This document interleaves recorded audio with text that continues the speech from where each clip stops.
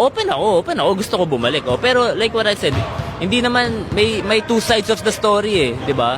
So may story yung mga, alam mo yun, basta marami kasing, anyway, pero kung usapan is basketball, I know, kaya ko mag-basketball sa PBA. Easy, sobrang easy, kaya ko maglaro sa PBA. Pero hindi siya ganun kadali.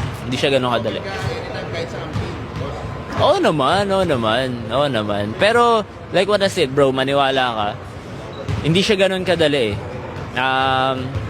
Ngayon ang focus ko is maging healthy and makapaglaro sa isang liga or alam mo yun, sa isang team na welcome ka.